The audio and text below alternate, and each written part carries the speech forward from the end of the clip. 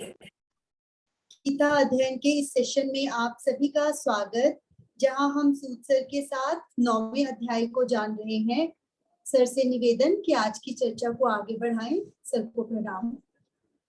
बहुत बहुत धन्यवाद। मेरी ओर से आप सभी को प्रणाम। हम कल बात कर रहे थे 9वें अध्याय की 11वें श्लोक की, जिसको मैं अभी फिर एक दफे से रिवाइज करता हूँ। संस्कृत के शब्दों पे ध्यान देते हैं और समझने का प्रयास करते हैं। और एक मेरी रिक्वेस्ट है आप सबसे, आप में से अगर कोई संस्कृत के ज्ञाता हैं, विद्वान हैं, समझते हैं, वो जरूर इस बात पे थोड़ा सा ध्यान रखें कि हम जिस तरह से अर्थ को समझ रहे हैं उसमें कहीं कोई त्रुटि हो तो हमें जरूर समझाएं। मेरा संस्कृत के नॉलेज मेरी जो है बहुत लिमिटेड है। मैं तो थोड़ा बहुत शब्दों को देखकर और जो पहले से लिखा हुआ है, अर्थ किया हुआ है, उसको देखकर फिर दोबारा पढ़ करके समझने का प्रयास करता हूँ। गलती हो सकती है, त्रुटि हो सकती है, तो मेरा निवेदन है कि जो भी ज्ञाता हूँ संस्कृत के और खास करके व्याकरण के ज्ञाता हूँ, वो इन बातों का ध्यान रखें। मैं उनका बहुत बहुत धन्यवादी होऊंगा जहां कहीं वो मुझे व्याकरण के बारे में ठीक कर पाएंगे। ऑल राइट, मैं पढ़ता हूं। अवजानन्ति माम। अवजानन्ति, जानन्ति जानते हैं, अवजानन्ति कम जानते हैं, नहीं जानते हैं, थोड़ा जानते हैं, ठीक से नहीं जानते हैं, ऐसा कोई मीनिंग हम समझ सकते हैं। माम, माम यानी ईश्वर को कम जानते हैं। कौन? मूढ़ा। मूढ़ लोग ईश्वर को कम जानते हैं। कौन से ईश्वर को? मानुषीम तनुम आश्रितम, जो मनुष्यों के तन पर आश्रित हैं। मानुषीम, मूढ़ा मानुषीम ऐसा भी कहा जा सकता है। मूढ़ा मानुषीम, मूढ़ मनुष्य। अवजानन्ति माम, मुझे कम जानते हैं या ठीक से नहीं जानते हैं। कौन से ईश्वर की बात हो रही है? तनुम आश्रितम, जो शरीर पर आश्रित है। जरा समझ लें, इसको फिर से सुने। तनुम आश्रितम, तन पर आश्रित है। ईश्वर कौन कौन से तन पर, कौन कौन से शरीर पर आश्रित है? मनुष्यों के शरीर पर आश्रित है, यानी उनमें है ईश्वर। पशु पक्षियों के शरीर में आश्रित है, उन पर निर्भर है, यानी ईश्वर की शक्ति से ही वो शरीर एग्जिस्ट करते हैं और उन शरीरों के एग्जिस्ट करने से ही उनमें ईश्वर की शक्ति है। दोनों तरीके से कह सकते हैं। पेड़ पौधों में, यानी जहां जहां ईश्वर की शक्ति है, शरीर धारण किए हुए। तनुम आश्रितम, जो तन पर आश्रित है। और तन हमने कहा, तन मनुष्यों का हो सकता है, पशु पक्षियों का है, पेड़ पौधों का हो सकता है, किसी का भी तन हो सकता है। कहा है मूढ़ मनुष्य मेरी इस अवस्था को, मुझे इस रूप में अवजानन्ति कम जानते हैं, यानी कि मैं इस बात को ठीक से नहीं जानता कि दूसरों में भी ईश्वर है। मैं इस बात को ठीक से नहीं जानता कि पशु पक्षियों में भी ईश्वर है। मैं इस बात को ठीक से नहीं जानता कि पेड़ पौधों में भी ईश्वर है। इस आधे श्लोक को जरा फिर से समझें और मनन करें। बहुत इंपॉर्टेंट बात है। ये बात समझ में आ गई तो ईशावास्यम इदम सर्वम भी समझ में आ गया। अवजानन्ति माम, मुझे कम जानते हैं, कम आंकते हैं, ठीक से नहीं समझते हैं। मूढ़ा मानुषीम, मूढ़ मनुष्य। कौन से मुझको? माम अवजानन्ति, कौन से मुझको? तनुम आश्रितम, मुझको यानी ईश्वर को, उस ईश्वर को जो शरीरों पर आश्रित है। अनंत शरीर जितने भी हैं उनमें बसा हुआ है, उनको जीवन दे रहा है। ईश्वर के अंश को एग्जिस्ट करने के लिए शरीरों की जरूरत है। तो कहा तनुम आश्रितम, तनुम आश्रितम, शरीरों पर आश्रित जो ईश्वर है उसको मूढ़ मनुष्य कम जानते हैं, कम आंकते हैं या ठीक से समझते नहीं हैं, ऐसा अर्थ निकला। इसका मतलब ये हुआ, अगर हमारे मन में ये भाव आ जाए, ये समझ में आ जाए कि दूसरे मनुष्यों में भी, चाहे मित्र हो या शत्रु हो, प्रशंसक हो या आलोचक हो, विद्वान हो या अविद्वान हो, जैसे भी हो, अगर मुझे ये मन में आ जाए कि इन सब शरीरों में भी ईश्वर है, ईश्वर इन शरीरों पर आधारित है, किसी का भी कोई सा भी शरीर धारण किए हुए है, कोई सा भी शरीर नजर आता है, उसमें ईश्वर है, ये अगर हम ठीक से जान लें तो हम मूढ़ के कैटेगरी से बाहर आ सकते हैं। जितना समझ गए इस बात को उतना हम मूढ़ की कैटेगरी से बाहर हैं, अथवा अभी हम मूढ़ मनुष्यों की गिनती में आते हैं, उस कैटेगरी में आते हैं। दूसरा भाग, परम भावम अजानंतो मम, मुझ परम भाव को अजानंत है, नहीं जानते हैं। परम भावम अजानंतो मम, मुझ परम भाव को नहीं जानते हैं। किस रूप में नहीं जानते हैं? भूत महेश्वरम, के ईश्वर की शक्ति भूत प्राणियों की महा ईश्वर है। ये ईश्वर की शक्ति वो सब प्राणियों की महा ईश्वर है, सबका कंट्रोलर है वो।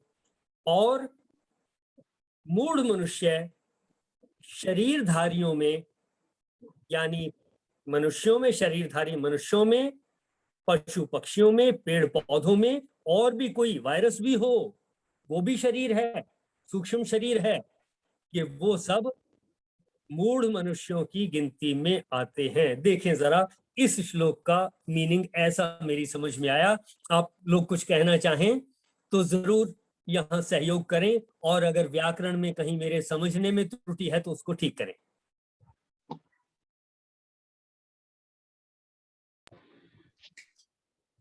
सर मुझे तो दो बातें समझ में आई हैं। मीन्स एक तो जैसे ये इसमें बताया कि ठीक है, वो तो आपने कहा है कि सब लोगों में एक तो कि ईश्वर है, ये जानना है हमें।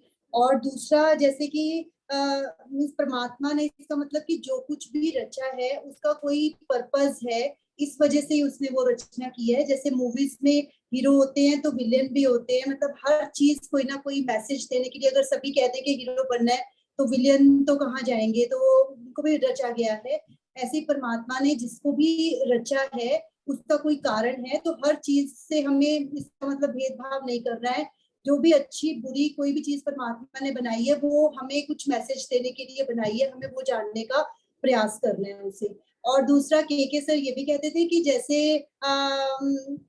मीन्स ठीक है कि अब सब लोग हैं, सभी में मनुष्य ईश्वर है, लेकिन कईयों में वो उनके दर्शन होते हैं, वो लोग फिर छोटी छोटी चीजों में अटकते नहीं है, उनका ध्यान कहीं और होता है, उनका बिहेवियर भी कुछ अलग होता है लोगों से। तो उनको बहुत से लोग पागल भी कहते हैं कि इसे तो कुछ समझ ही नहीं है। तो सर तो बोलते थे पागल कहते हैं तो कहने दो, मुझे कोई फर्क नहीं पड़ता। तो मीन्स उन लोगों को भी हमें पहचानने की समझ थोड़ी होनी चाहिए, जो लोग मीन्स परमात्मा के रास्ते पर चल रहे हैं या वो रास्ता फॉलो कर रहे हैं। मेरे को तो दो बातें इसमें से ये अच्छी लगी है। ये ठीक, आपने बिल्कुल ठीक से सारी बातों को समझा है। यही समझने की जरूरत है कि सभी शरीरधारियों में ईश्वर की शक्ति है।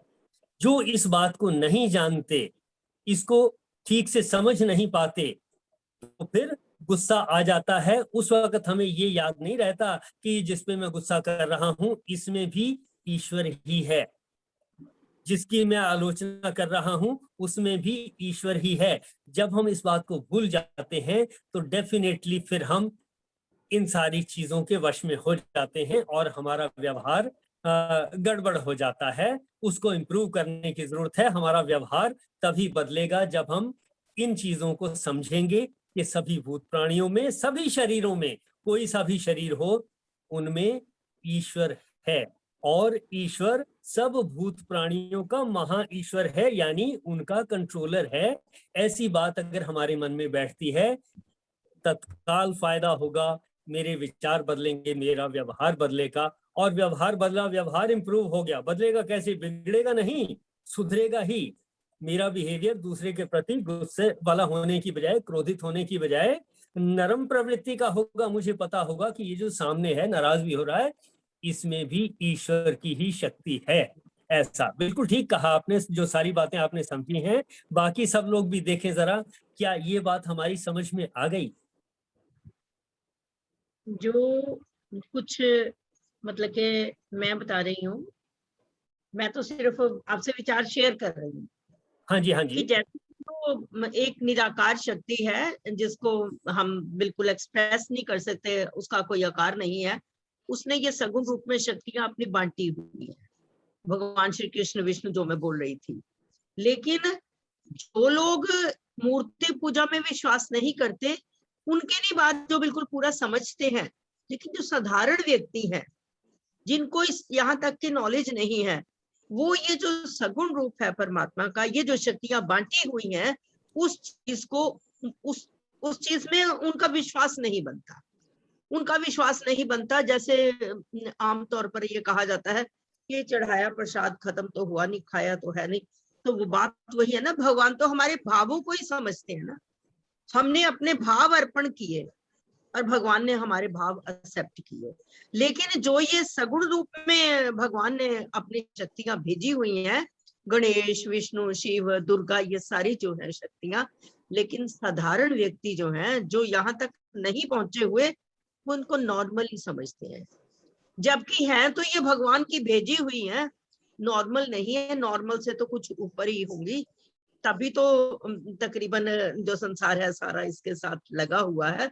कुछ तो मिलता ही होगा, मतलब कि अपने भाव व्यक्त करने के लिए, कि कोई सगुण में कोई अपना विश्वास करता है, कोई निर्गुण में विश्वास करता है।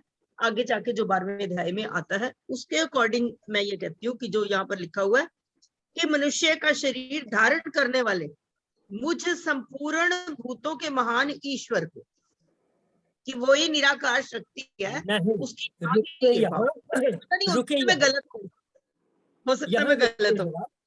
हाँ ये जी, ऐसा ना सोचें मनुष्यों का रूप धारण करने वाले, नहीं। फिर से मैं श्लोक के शब्द पढ़ता हूं, ध्यान दें। अवजानन्ति माम, मुझको कम जानते हैं। कौन? मूढ़ा मानुषीम, मूढ़ मनुष्य।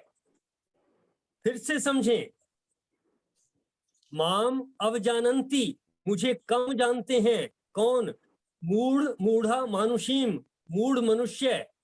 किसको? जिसको माम कहा है, मुझको किसको? तनुम आश्रितम, वह मैं, वह ईश्वर जो तनों पर, शरीरों पर आश्रित है। सिर्फ मनुष्य की शरीर की बात नहीं हो रही। मूढ़ा मानुषीम, ऐसा समझें। मूढ़ मनुष्य, मानुषीम बहुत सारे मनुष्य, एक की बात नहीं हो रही है। मूढ़ मानुषीम, मूढ़ मनुष्य लोग, अब माम अवजानन्ति, मुझे कम आंकते हैं या कम वैल्यू का समझते हैं, या मेरी वैल्यू को ठीक से नहीं समझते हैं। कौन से मुझको? कौन से ईश्वर को? तनुम आश्रितम, जो ईश्वर की शक्ति शरीरों पर आश्रित हो गई है, जो शरीरों में नजर आती है। किसके शरीरों में? मनुष्य के शरीरों में, पेड़ पौधों के शरीरों में, प्राणियों के शरीरों में, वायरस के शरीर में, किसी भी जीव के शरीर में उसकी शक्ति के बगैर संचालन हो नहीं सकता।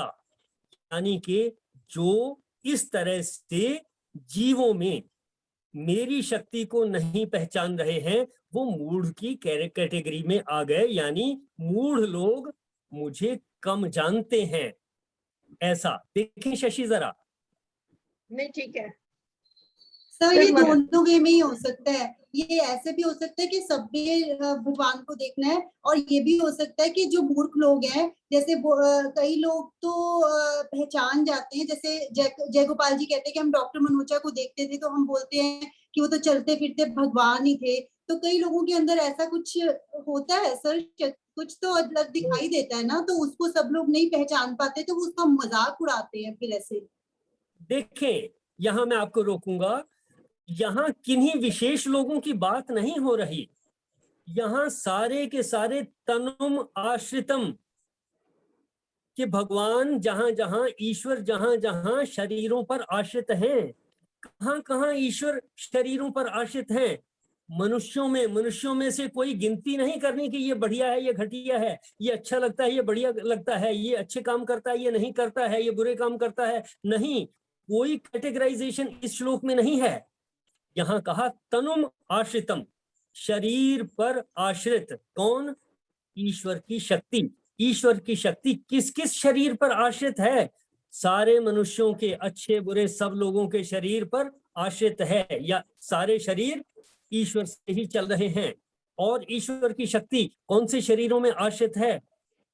पशु पक्षियों के, जीव जंतुओं के, पेड़ पौधों के, इन सभी शरीरों के संचालन के लिए ईश्वर की शक्ति जरूरी है।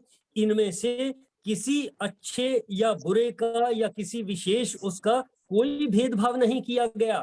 कहा तनुम आश्रितम, शरीरों पर आश्रित, माम मुझको, मूढ़ा मानुषीम, मूढ़ मनुष्य, अवजानंती। यहाँ कोई कैटेगराइजेशन मुझे नजर नहीं आई जहां किसी विशेष व्यक्ति की बात हो रही हो। देखें जरा सर, इसका मतलब आत्मा की बात हो रही है। एब्सोल्युटली करेक्ट, आत्मा की हो रही है ना। शरीरों में आत्मा है। हाँ जी, हाँ जी। जिन सर शरीरों चेतन में शक्ति आत्मा की है। बात कर रहे हैं आप? हाँ जी, नहीं, जिन आत्मा की। हाँ, जिन जिन शरीरों में आत्मा है, यानी सभी में आत्मा ही है। और शरीर जब जुड़ गए तभी तो चेतना आई, तभी तो Yes. हमें कुछ नजर आता है। और वो मनुष्यों में भी है, पशु पक्षियों में भी है, जीव जंतुओं में भी है, पेड़ पौधों में भी है। इन सब शरीरों में उस ईश्वर की शक्ति है। तनुम आश्रितम, इन तनों पर ईश्वर की शक्ति आश्रित है। तनुम आश्रितम, शरीरों पर आश्रित, माम अवजानंती, मुझे जो कि मैं शरीरों पर आश्रित हूं, इसको कम जानते हैं। कौन? मूढ़ा मानुषीम, मूढ़ मनुष्य, यानी जो अभी तक ये नहीं समझ पाए कि ईश्वर की शक्ति मनुष्यों में, अच्छों में, बुरों में, प्राणियों में, जीव जंतुओं में, पेड़ पौधों में, जो आपको अच्छा लगता है उसमें भी, जो बुरा लगता है उसमें भी, जो इस बात को नहीं समझ पाए कि ईश्वर इन सब में है, उनको कहा मूढ़ है, कि मूढ़ लोग इस बात को समझ नहीं पाते। देखें जरा सर क्लियर हो गया। आपके शरीर अगर है तो आत्मा को शरीर चाहिए, ठीक, आश्रित है। आत्मा चली गई तो शरीर खत्म हुआ तो आत्मा भी चली गई। बिल्कुल ठीक। तो तनुम आश्रितम, ये मीनिंग हुआ तनुम आश्रितम का, Yes. कि ईश्वर की शक्ति जिन शरीरों पर आश्रित है, किन पे आश्रित है? सबके। मनुष्यों के शरीरों पर भी आश्रित है, जीव जंतुओं के भी, जानवरों के भी, पशु पक्षियों के भी शरीरों पर आश्रित है, पेड़ पौधों के शरीरों पर भी आश्रित है। तनुम आश्रितम, जिन शरीरों पर कि आत्मा जो है वो शरीर पर आश्रित है। शरीर होगा तो आत्मा तभी होगी उसमें। Yes, yes. बिल्कुल ठीक, बिल्कुल बिल्कुल ठीक। ठीक बगैर है। शरीर के आत्मा लेकिन independently- आत्मा और शरीर का को रिलेशन है ये बिल्कुल ठीक, बिल्कुल बिल्कुल ठीक। ठीक। सर ये इसीलिए meaning- कहते हैं ना, ये प्रकृति और पुरुष का मिलन हो रहा है। प्रकृति और पुरुष का मिलन हो रहा है, और ये दो का खेल है। इसी में हमने अपने भगवान को पहचानना है, गोविंद को ठीक। पहचानना। बिल्कुल ठीक, कि सब शरीरधारियों में ईश्वर की शक्ति है। ये मीनिंग है कि मूढ़ लोग इस बात को नहीं समझते, इसलिए तो किसी को बुरा कहेंगे, किसी को भला कहेंगे, किसी को मीठा कहेंगे, किसी को कड़वा कहेंगे, कड़वे को कहेंगे निकम्मा है तू कौड़ा। नहीं, कि जो भी शरीरधारी हैं, तनुम आश्रितम, माम तनुम आश्रितम, मैं जहां जहां शरीरों पर आश्रित हूं, सभी शरीरों की बात हो गई। मूढ़ा मानुषीम, मूढ़ मनुष्य,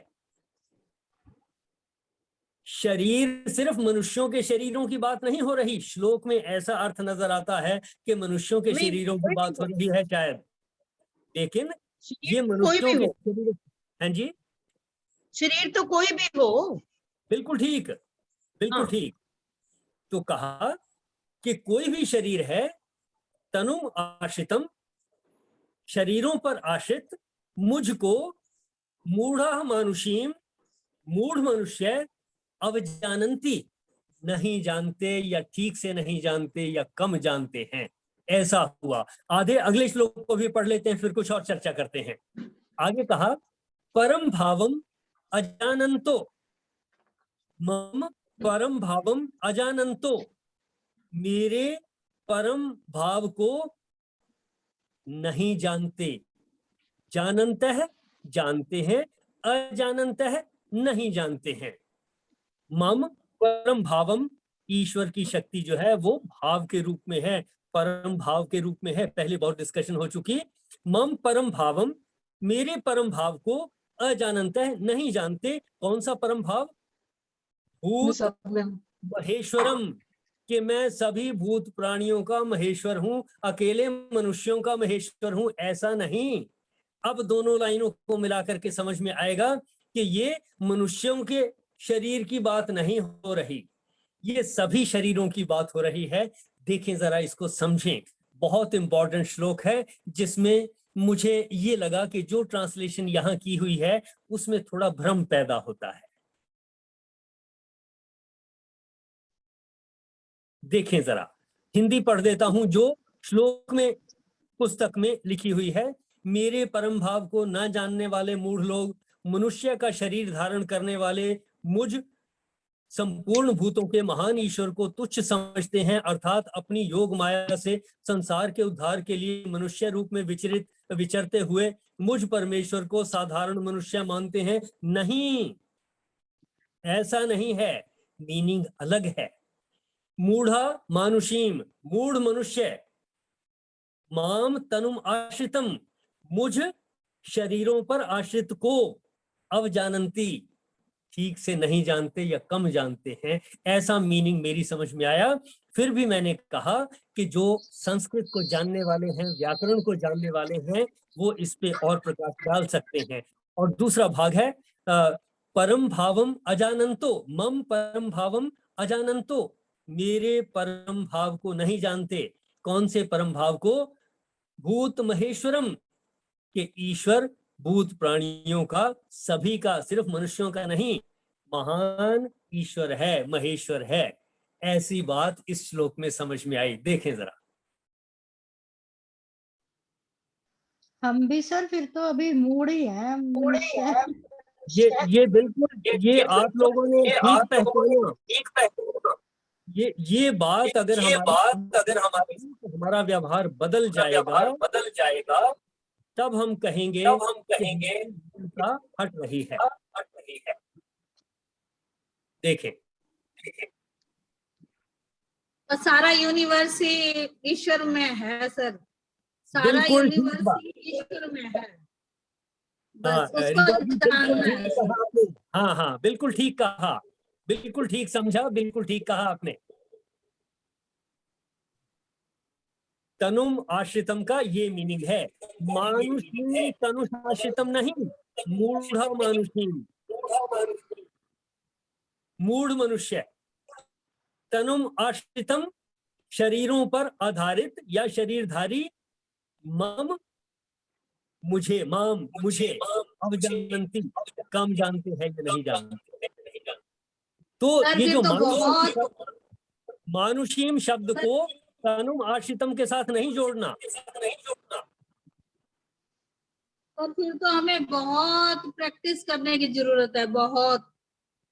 ये बिल्कुल ठीक बात कही ये आपने। प्रैक्टिस, बहुत प्रैक्टिस करनी पड़ेगी इसके लिए हमें। ये कोई साधारण बात नहीं है, इसके लिए बहुत प्रैक्टिस की जरूरत है, और दिन प्रतिदिन हमें चढ़नी है ये सीढ़ी बेसिकली। ठीक ठीक, बहुत ठीक समझा आपने, बहुत ठीक समझा। और अगर हम लोग प्रैक्टिस करके कोई इस कंडीशन तक पहुंच भी जाता है ना, वो सबको सेम समझते हैं। देखिए, पानी तो गर्म करके लोग भी पागल कहना शुरू कर देते हैं कि इसको तो कुछ जो मर्जी करो। लेवल है गर्म होने के, तो जितना जितना हम समझते जाएंगे उतना उतना इंप्रूवमेंट होती चली जाएगी। आवाज इको हो रही है। रीटा आंटी आपके फोन में डिस्टरबेंस है शायद। अच्छा जी, हाँ जी, अब देखें। अब ठीक है। All right. हाँ जी, कुछ और मेंबर भी कुछ कह रहे थे, प्लीज शेयर करें अपनी बात। अच्छा, कहीं जी कहीं सर, बहुत बढ़िया, बहुत बढ़िया। हाँ जी, वीरेंद्र जी कहें।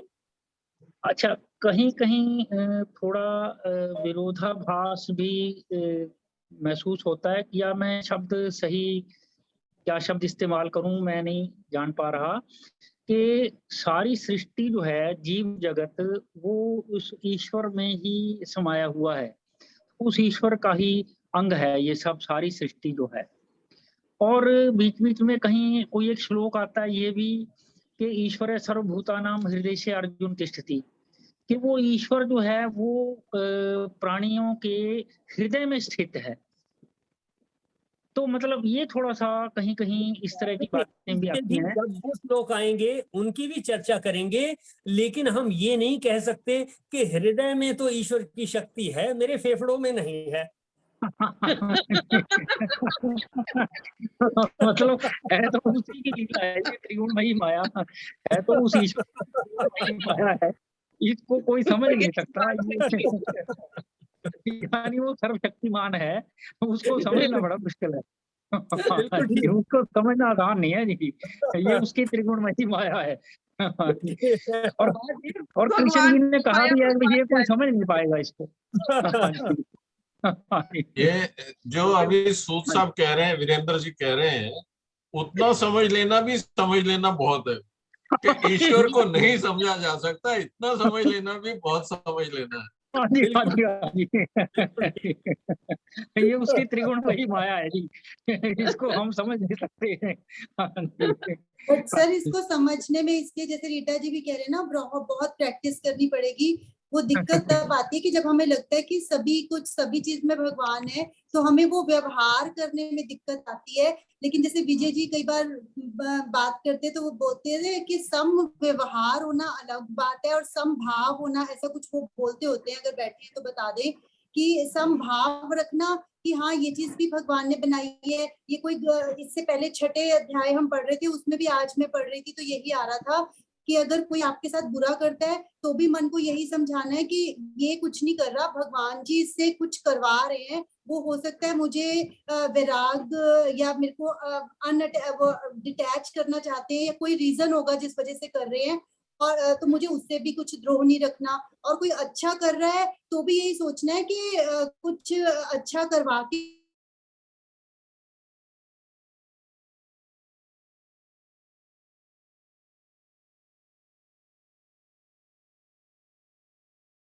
ईश्वर स्वयं ही स्थित है, चेतन शक्ति अपने आप में स्थित है, और इसको हम महसूस कर सकते हैं, अनुभव कर सकते हैं, बता नहीं सकते, इसके बारे में कुछ बता नहीं सकते।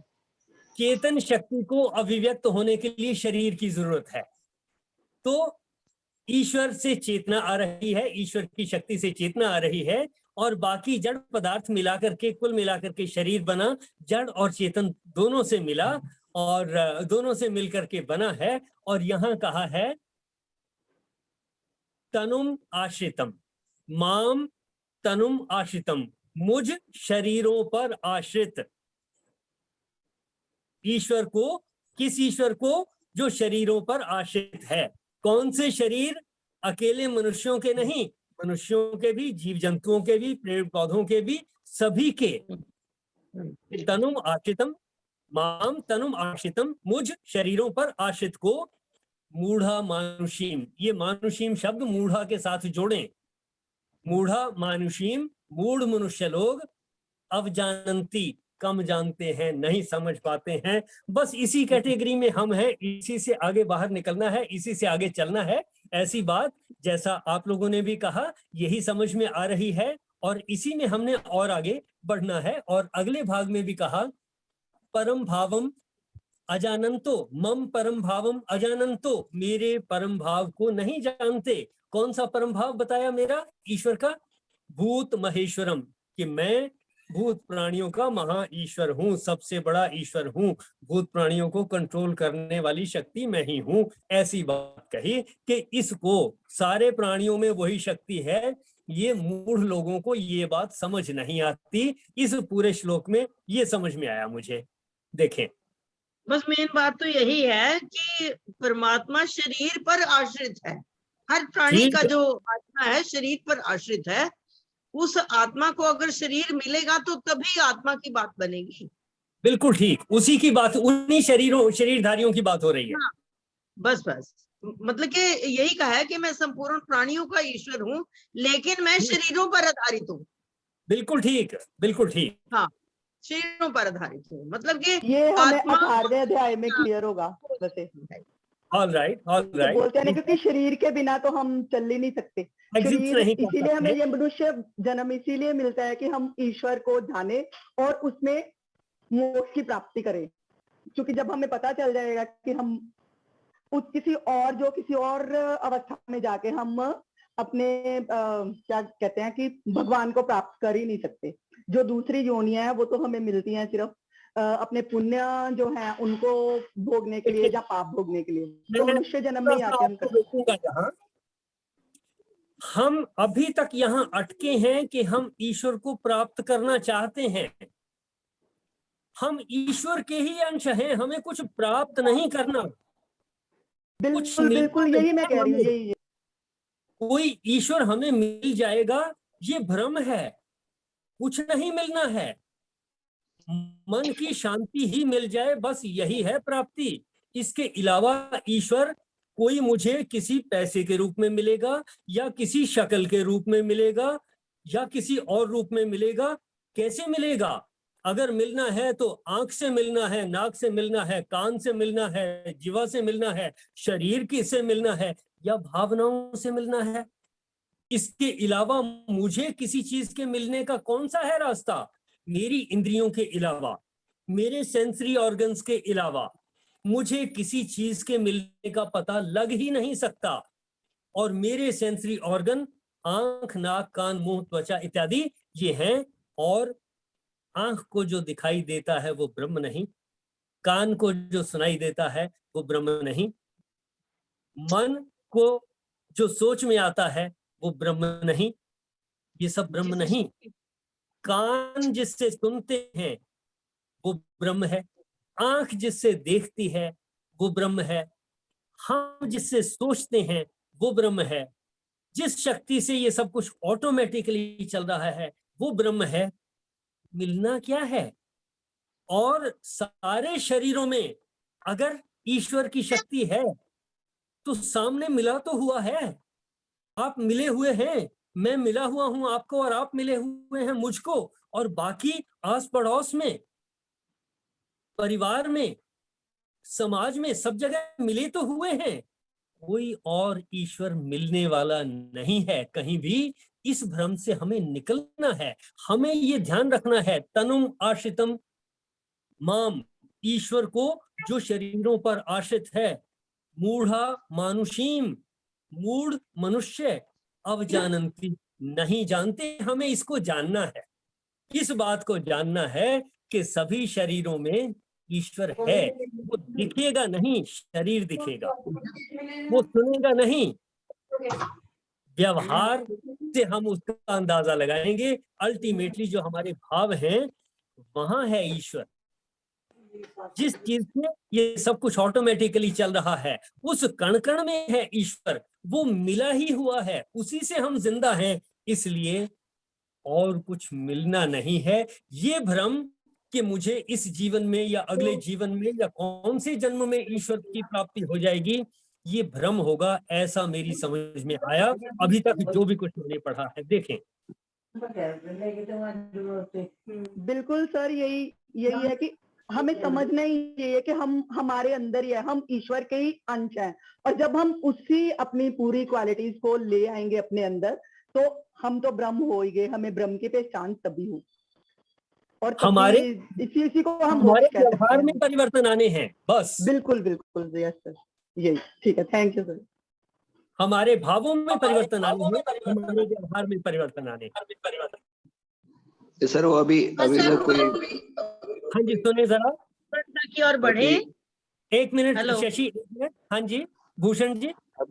अभी वो कुछ कह रहे थे ना कोई के सब में ईश्वर है, कोई बुरा व्यवहार करता है तो इसका मतलब कि डंडा मारे तो खा ले।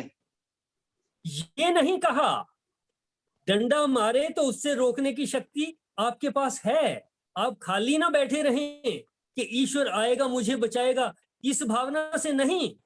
आपको जो गलत लगता है आप उसको समझाने की कोशिश करें, और नहीं मानता है उसको रोकने की कोशिश करें। नहीं मानता है कोई और तरीका अपना बदल लें, और नहीं मानता है आपके कंट्रोल के बाहर है कि आप कुछ भी नहीं कर सकते, किसी से मदद नहीं ले सकते, किसी तरह से उसको गलत को नहीं रोक सकते, तब उसको एक्सेप्ट करना है, स्वीकार करना है। ये 4-5 पॉइंट्स के अलावा जीवन जीने का कोई रास्ता नहीं है। तो खुद नहीं डंडा उठा ले। आप उठा सकते हैं, उठा सकते हैं, लेकिन समाज में रहते हैं तो हमें जरा कानून का ध्यान रखना पड़ेगा। ठीक है सर। हाँ जी। और आज की चर्चा यहीं तक रखेंगे। अब मैं इससे आने वाले कुछ दिनों में मैं आउट ऑफ स्टेशन होऊंगा और वहां फिर नेटवर्क की डिफिकल्टी हो सकती है, तो कुछ दिन के लिए हफ्ता लग सकता है मुझे। उससे पहले मैं फ्री हो गया तो डेफिनेटली। लेकिन आज की चर्चा यहीं रोकेंगे, समापन की ओर बढ़ेंगे, और इन्हीं चीजों को आप मनन करें, देखें, समझें। एक बार फिर कहूंगा, जो संस्कृत के ग्रामर के ज्ञाता हैं वो जरूर कोई और भी हमें मिल जाए जिनसे सहायता मिल सकती हो कि ये जो हम इंटरप्रिटेशन कर रहे हैं, अर्थ निकाल रहे हैं, कि क्या हमने ये अर्थ ठीक से निकाले। ये हमें अगर हेल्प कहीं से मिल जाए तो बड़ा अच्छा होगा। चलिए शशि। हाँ जी। सर्वे भवन्तु सुखिनः, सर्वे सन्तु निरामया, सर्वे भद्राणि पश्यन्तु, मा कश्चित् दुःखभाग् भवेत्, माँ कश्चित् दुःखभाग् भवेत्। गौ माता की परम कृपा से सुख समृद्धि का बसेरा, गोधन से दुख दरिद्र भागे, सब ग्रंथों का सार गनेरा। बोल गौ माता की जय। ओम ब्रह्म अर्पणम अस्तु, ओम ब्रह्म अर्पणम अस्तु, ओम ब्रह्म अर्पणम अस्तु। हरिओम जी। सत्संग का बहुत आनंद आया और हमारी ये श्रृंखला बढ़ती रहेगी। बहुत सार्थक रही आज की चर्चा। इस पूरे सहयोग के लिए आप सबका धन्यवाद, और मेरी ओर से आप सबको प्रणाम। आपको भी प्रणाम।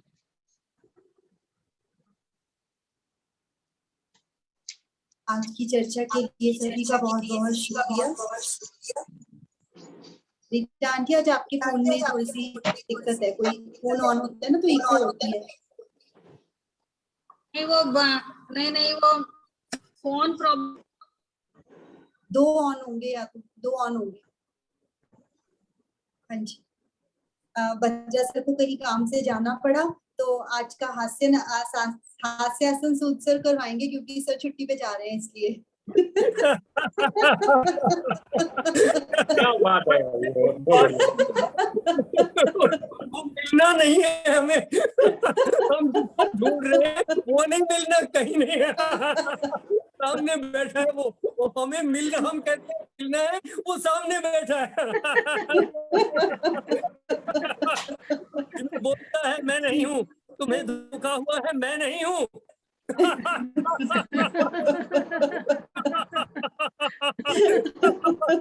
ये हंसी आपको याद कराएगी।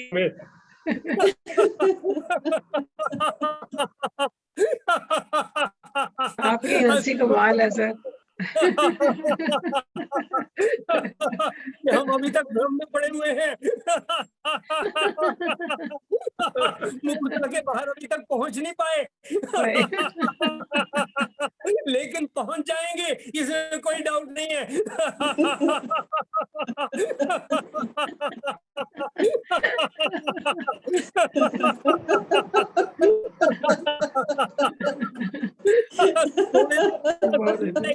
बात है, समझ में आके रहेगी, जो मर्जी हो जाए।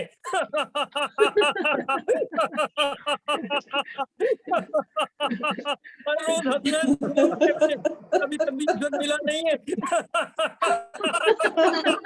क्या करना कि मिला नहीं है, मिल जाएगा। सर आप ये कहो कि मैंने मिला के ही छोड़ना है। सर की पूरी कोशिश है, हमें मिला ही देंगे, हमें लेके ही जाएंगे पूरा उधर। Okay, thank you very much. Thank you sir, thank you sir. आज का ये करा रहे हैं। बहुत बहुत धन्यवाद जी। अनंत जी, थैंक यू जी, जय श्री कृष्णा सबको।